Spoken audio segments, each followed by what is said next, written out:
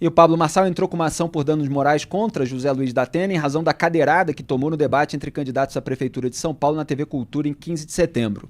O influenciador alegou que a agressão provocou efeitos devastadores, constrangimento e humilhação pública e pediu uma indenização de R$100 mil. Da Atena é acusado de uso da força bruta para calar um adversário político. A ação também cita que houve afronta direta ao processo democrático, colocando em risco a integridade do debate público, bem como a segurança dos demais candidatos e o direito do eleitorado de assistir a discussões eleitorais pautadas pelo respeito mútuo e pela troca de ideias. São palavras que estão presentes na ação. Essa é a segunda da campanha de Marçal contra o apresentador de TV por causa da cadeirada. O candidato PRTB já havia apresentado uma notícia-crime contra o tucano por injúria. Duda Teixeira, eu entendo que uma agressão física, de fato, tem de render uma punição. É claro que o Datena pode amenizar essa questão, entrando com uma ação também por danos morais, em razão daquilo que o Marçal disse antes. Mas, em geral, a agressão física tende a gerar uma indenização maior do que uma ofensa verbal, que eventualmente poderá ser configurada como crime contra a honra. Sim, eu acho que está certíssimo entrar com uma ação, depois você leva uma cadeirada, né, uma agressão física, e aí eu acho que importa menos o que ele falou antes para o Datena, né? Você toma uma cadeirada, claramente tem um problema aí, né? O Datena passou do ponto. O problema, Felipe, eu acho que essa ação está um pouquinho tarde, né? Demorou o quê? Uma semana já que tem essa cadeirada, e ele entra com essa ação depois que o marqueteiro dele deu um soco no marqueteiro do Ricardo Nunes, né? Que é o Duda Lima. Então, assim, meio que perde a razão, né? O Marçal... Pode ser que a ação já estivesse sendo preparada antes, né? Mas acabou sendo noticiada depois do soco que o assessor deu, né? E como você está colocando, ao fazer essa ação pedindo danos morais, quer dizer, indenização, também está reforçando que o marqueteiro do Ricardo Nunes merece uma indenização pelo soco que o assessor do Marçal deu nele, né? Exato. Aliás, o marqueteiro lá do Ricardo Nunes pode pegar a ação do Marçal, pegar as mesmas palavras lá e fazer uma coisa parecida, pedir os R$100 mil aí.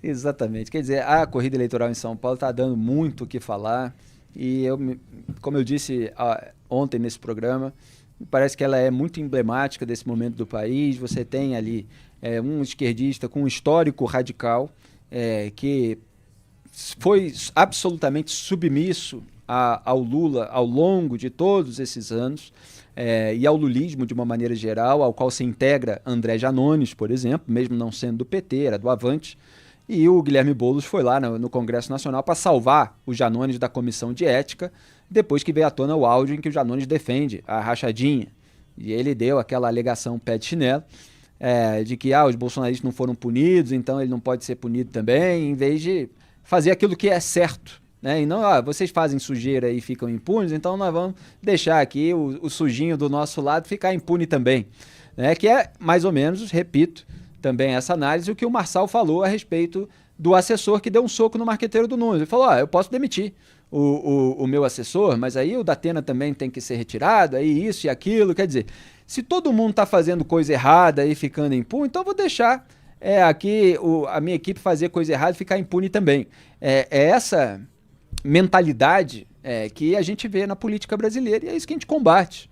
Alguém tem que começar a dar o exemplo, fazer aquilo que é certo, repudiar o que é errado, expulsar membros da equipe que partem para agressão física, partidos repudiarem aquilo que os seus candidatos fazem, de assintoso. Então, a corrida eleitoral está muito emblemática nesse sentido. Boulos, né, dessa esquerda radical, tentando, com o seu banho de loja, posar de mais moderado. O Ricardo Nunes, que é o centrão encarnado, ali sendo defendido pelo Bolsonaro, que tem histórico de centrão, apesar de uma retórica direitista que adotou ao longo dos últimos anos, principalmente. E o Marçal, com uma retórica mais agressiva, próxima daquela do Bolsonaro na eleição de 2018, posando como outsider, sem essa pecha aí de centrão. E enquanto isso você tem ali uma centro-esquerda da Tabata Amaral, uma centro-direita da Marina Helena e uma figura midiática como o Datena. Quer dizer, parecem assim símbolos, né, Duda Teixeira, daquilo que a gente vê por aí, sem ainda haver um debate político de qualidade no Brasil, entre uma direita democrática republicana e uma esquerda democrática, também é progressista, só que num aspecto mais civilizado, menos hipócrita, sem passada de pano para a corrupção de um lado ou de outro. O debate saiu perdendo porque tem essa necessidade de criar notícia o tempo inteiro, né? O Marçal joga muito com isso, então todo dia ele tem que inventar uma coisa nova. Então ou o marqueteiro dá um soco, ou ele faz uma ação agora contra a cadeirada, amanhã vai ter outra coisa e de fato ele consegue atrair mais atenção, né? A gente estava até fazendo uma análise hoje ali pelo Google, você vê que ele consegue fazer com que as pessoas se interessem por ele. Quem saiu perdendo nessa história, que conseguia atrair atenção e não atrai mais, é o Datena, né? A cadeirada, pelo jeito, realmente sepultou a candidatura dele, porque as pessoas já perderam o interesse nele. E ele próprio tem se apresentado de uma maneira como quem não acredita muito que possa ser eleito, um sonho perdido, já chorou em entrevista. Depois teve essa prorrogação pós-cadeirada, acho que o PSDB fez uma pressão para ele se manter ali e foram monitorar também se renderia alguns pontinhos para ele, mas quando ele é sabatinado, ele demonstra ter a consciência de que não vai ganhar a eleição. Mas nas últimas entrevistas, hoje eu estava vendo uma, ele falou, não, mas vamos aguardar as urnas, etc., quer dizer, só por precaução. E vamos acrescentar aqui a informação, Duda Teixeira, que a Justiça de São Paulo concedeu, nessa sexta-feira, uma medida protetiva ao marqueteiro da campanha de reeleição do Ricardo Nunes, o Duda Lima, contra o assessor do candidato Pablo Marçal, Nahuel Medina. Medina desferiu aquele soco em Duda Lima, que não é o nosso Duda Teixeira, ao final do debate entre candidatos à Prefeitura de São Paulo, organizado pelo podcast Flow, na segunda-feira, 23, e fizemos aqui uma ampla repercussão. Vou pegar o parágrafo final como ele está escrito. Ante o exposto, dou efeito suspensivo para Nahuel Medina, fique proibido de qualquer contato com Eduardo Lima, seja por meio direto ou indireto. Deverá ser enviado ofício para o local dos próximos debates, para que providenciem a entrada separada de Nahuel Medina e Duda Lima, que deverão ficar separados por uma distância mínima de 10 metros durante o debate, de modo que poderão atender seus candidatos. Após o término dos debates, também deverá ser providenciada a saída em separado, devendo constar no ofício um reforço na segurança do local para garantir a separação mínima de ambos. Quando não estiverem acompanhando os candidatos Nahuel Medina, manter distância mínima de 300 metros de Duda Lima, não podendo frequentar o mesmo ambiente, ainda que tenha chegado antes. Então, Duda, o que eu acabei de ler aqui nesse parágrafo final é o seguinte, é como se fosse a quinta série B no seu na sua pior faceta e precisasse de inspetores. Olha, coleguinha não pode ficar perto do outro porque eles podem brigar. Então tem uma decisão judicial orientando os organizadores do debate, as equipes de campanha, vocês têm que entrar por essa porta, o outro por aquele, vamos manter a distância, porque são pessoas sem condição de se aproximarem diante do ódio que um detém pelo outro. De novo, o Marçal conseguindo pautar, né? A gente vê que a gente está falando aqui da distância que o assessor dele vai ter do assessor do Ricardo Nunes. Lembrando, Felipe, depois que teve a cadeirada, o assunto do debate seguinte era que eles estavam parafusando as cadeiras no chão, né, para evitar uma segunda cadeirada.